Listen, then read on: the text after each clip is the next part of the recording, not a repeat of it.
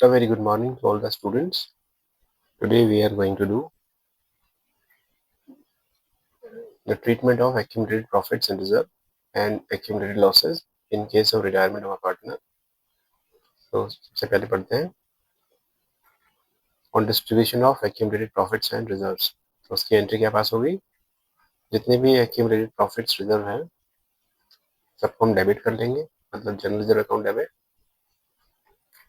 Investment fluctuation reserve account debit, workman compensation reserve account debit, to profit and loss account debit, to let's assume there are three partners, to A's capital account, to B's capital account, to C's capital account. Means ये जितने भी reserves हैं या तो सारे ही question में दिए होंगे या इनमें से कोई भी एक रिजर्व दिया हो, तो हम इन सभी को पार्टनर्स के ओल्ड रेशियो में डिस्ट्रीब्यूट कर देंगे और उसकी जनरल एंट्री पास की जाएगी कुछ इस तरह से। देख सकते हैं आप ये। ऐसे ही अगर हम बात करें डिस्ट्रीब्यूशन ऑफ लॉसेस, तो इस एंट्री को रिवर्स कर देते हैं। इस केस में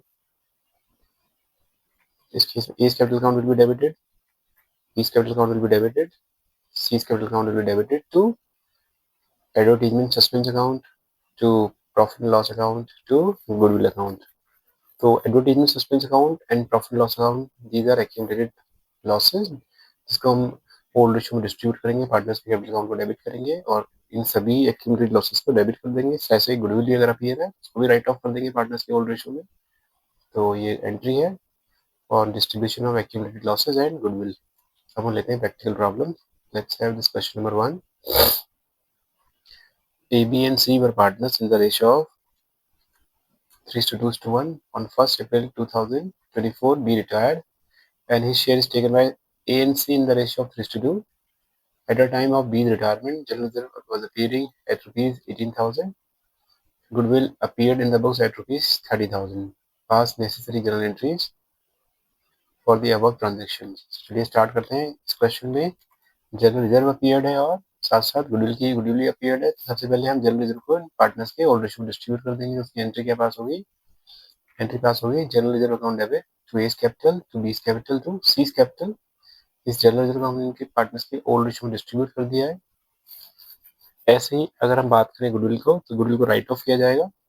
राइट ऑफ करने के लिए हम क्या करेंगे, सबसे पहले पार्टनर्स के कैपिटल अकाउंट को डेबिट करेंगे। A's capital account debit, B's capital account debit, C's capital account debit to goodwill account और इसका नरेशन आ जाएगा बीइंग गुडविल रिटर्न ऑफ, और इस सबको हम पार्टनर्स के ओल्ड रेशियो में डिस्ट्रीब्यूट कर देंगे कुछ इस तरह से, आप देख सकते हैं। तो ये तरीका है कैसे हमने एक्यूमुलेटेड प्रॉफिट्स, रिजर्व या लॉसेस को पार्टनर्स के बीच में डिस्ट्रीब्यूट करना है in case of retirement of a partner. Question problem number 2 देखते हैं हम। Anuj, Raju and Varun were partners in the ratio of 5:3:2. On 1st April, Anuj retired, and at the time of Anuj's retirement, in the investment fluctuation, reserve was appearing at rupees 30,000. तो investment fluctuation reserve 30,000 का books में appeared है और investment shown in the books at rupees 1 lakh, यानी जो balance sheet में जो investment की वैल्यू है 1 लाख दी हुई है। और at the time of Anuj retirement the market value of investment was 80,000। तो आप देख सकते हैं इस क्वेश्चन में इन्वेस्टमेंट की जो बुक्स में वैल्यू दी हुई है वो 1 लाख है और मार्केट वैल्यू इन्वेस्टमेंट की 80,000 है। तो आप देख सकते हैं क्लियरली इस ट्रांजेक्शन में 20,000 का सीरियसली लॉस आ रहा है। तो इस लॉस को बैकअप करने के लिए पार्टनरशिप हम एक इन्वेस्टमेंट फ्लक्चुएशन रिजर्व मेंटेन करती है। तो देखते हैं इन्वेस्टमेंट फ्लक्चुएशन रिजर्व में कितना पैसा ऑलरेडी है। तो ये देख सकते हैं आप 30,000 इन्वेस्टमेंट फ्लक्चुएशन फंड में बैलेंस है और जो लॉस आ रहा है वो आ रहा है कितना, अगर मैं इसको कैलकुलेट करूँ, लॉस ऑफ इन्वेस्टमेंट ये हो जाता है 20,000 और इन्वेस्टमेंट फ्लक्चुएशन रिजर्व में जो अमाउंट अवेलेबल है वो है 30,000।